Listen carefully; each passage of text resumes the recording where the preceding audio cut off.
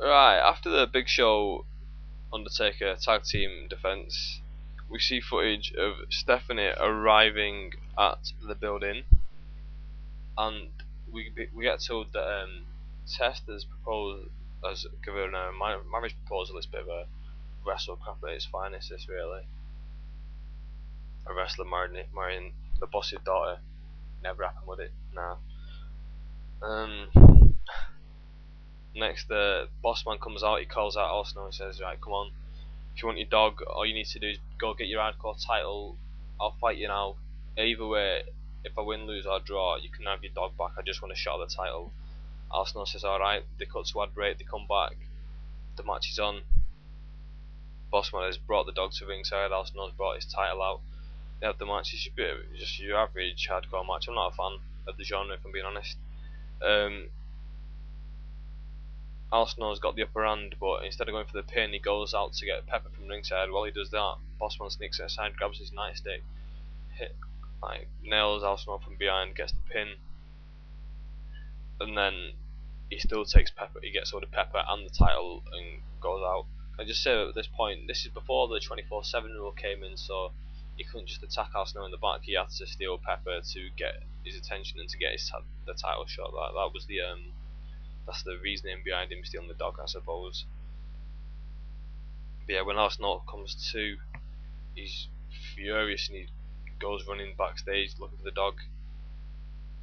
Other footage in the back at this time, we see X-Pac walking out the building on Kane.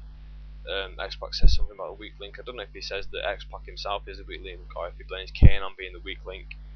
There's footage of Jericho walking through the back as well, ready for his match. That's up next as well. Jericho versus the Roadogg.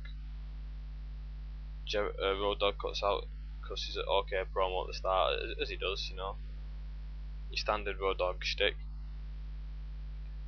There's a little recap of Jericho attacking Roadogg on Raw. The key piping that it's Jericho's in-ring debut. Yeah, this is Jericho's debut. We're finally going to get to see him. Midway through the match, Finkel gets involved. I think he spits water in Rodogg's face. I'm just making that up. I don't know. I seem to remember that. I watched this yesterday. I'm sorry. I should have it clear in my memory. So yeah, Finkel helps him get the upper hand, and he runs out for some reason. Can't remember why. But yeah, at this point, I see he throws the drink in his face. Yeah, I've just seen it up on my video. Sorry. Yeah. Then Finkel runs out after throwing the drink in his face, and then Jericho goes out after beating on Roadogg for a little bit longer. He gets a table, sets it up in the ring, and at this point I'm thinking, why is he doing this? He's got the upper hand. This isn't a hardcore match. He'll get disqualified. This is stupid, but whatever. Bit rubbish booking. Whenever people say that the booking at this time was excellent, or that wrestling was so much better in the Attitude Era, it really wasn't that much better. It was exciting then. That was the only thing that was different. Well, amongst other things, but that was the key thing. That it was just exciting, and it was stuff that we'd not really seen before, or that we weren't expecting, should I say. So yeah, Jericho sets up the table, and he does his old, free power bombers move. I didn't notice it back then, but he really couldn't do it. He had to have the wrestlers really help with the lift back up. So that's probably why he stopped doing it. So recently I've been thinking, why is he not doing it anymore? But I suppose it's really a good thing that he doesn't, because it makes him look weak because he can't lift him up. So yeah, Jericho hits him with the first power bomb, and then for the second one he puts him through the table. It's just ridiculous. Cause as a fan, you're just thinking, why? You've just hit him with your signature maneuver. You're lifting him back up to complete that maneuver for the second time. Why don't you just pin him after that? Why put him through the table? You know you're going to get disqualified, but yeah. Jericho does it, and then he locks on the lion tamer. All the referees run out to interfere to break it up.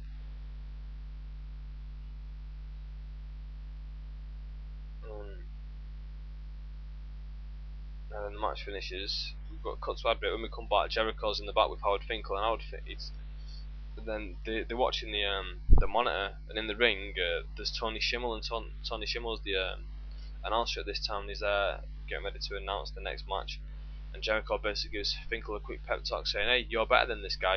You want to go outside, you want to go out there, you're a warrior, you want to show him you're better. So this is a really funny moment if you're asking me. Finkel runs off, and then in the arena we heard the Ultimate Warrior's theme tune, and he runs down and does his warrior impression. He sprints to the ring, he shakes the ropes, he gets on to the second turnbuckle, giving it all that, and then he like basically gets in Schimmel's face, says, "I want my job back, I'm better than you," blah blah blah. Schimmel basically gives him a bit of a kick in. Jericho comes out and starts admonishing Finkel like, "Come on, you're better than that." Then Schimmel announces the next match. It's going to be Shamrock against Val Venus. As Shamrock's walking down, Jericho's walking out, and Shamrock bumps into Jericho, and then they give each other a bit of a Mexican standoff, a bit of a stare down, and nothing comes of it. And then Jericho basically tells Finkel to go after Shamrock. As he does, Jericho goes around the other way with a chair, nails Shamrock, and then him and Finkel go off. When Shamrock comes to be, then he sprints to the back. The Jericho Roadogg match, it was alright. Nothing spectacular, I wouldn't have said.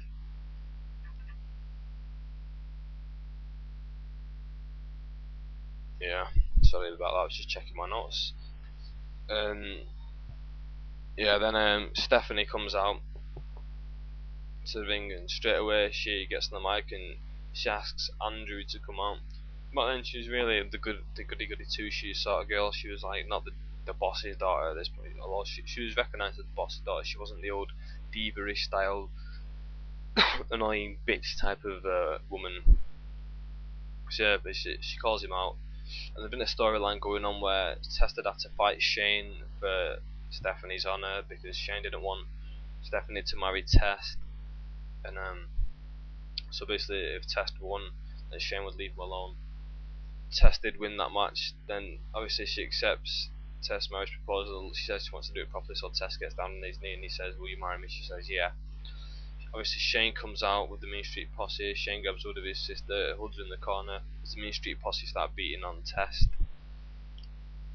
Foley comes out with the save, with the chair, lays out all the Mean Street Posse, and then he says, "Right, Shane, I've had enough. Me and you, we're going to have our match now."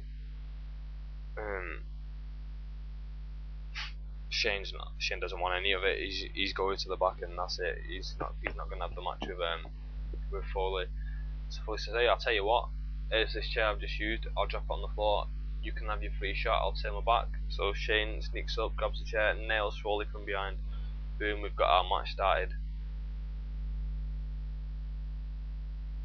Foley quickly gets the upper hand back on Shane, and obviously Foley's a main event guy. Shane at this point was being booked right, I suppose.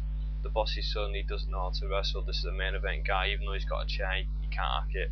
Probably going to get the upper hand. Then the posse at ringside, they want to get involved, but then Patterson and Briscoe come out, and between Patterson, Briscoe and Test, they get rid of the posse. So leave it to one-on-one. So yeah, we're going to get one-on-one. We're going to get Foley beating Shane. Foley's got Shane exactly where he wants him. He's got him like a mandible claw, and out of nowhere, China comes down, distracts the ref. Then Triple H comes down and nails Foley with a chair, which gives Shane the 3. Then we cut to the back where Finkel and Jericho lead to a car that's mysteriously open. Jericho climbs in, drives off, leaving the Fink there with Shamrock. Shamrock grabs hold of the Fink, he's got hold of him. Finkel's absolutely petrified, and then Shamrock sniffs up and he's like, "What's that?" And then he looks at Finkel and goes, "Oh, have you crapped yourself?" and throws him to the floor. You know, it probably made me laugh back at the time because I was like 11 years old or whatever, but watching it now, it doesn't really do anything for me. And then we've got the evening gown match coming up next, which is Ivory versus Tori.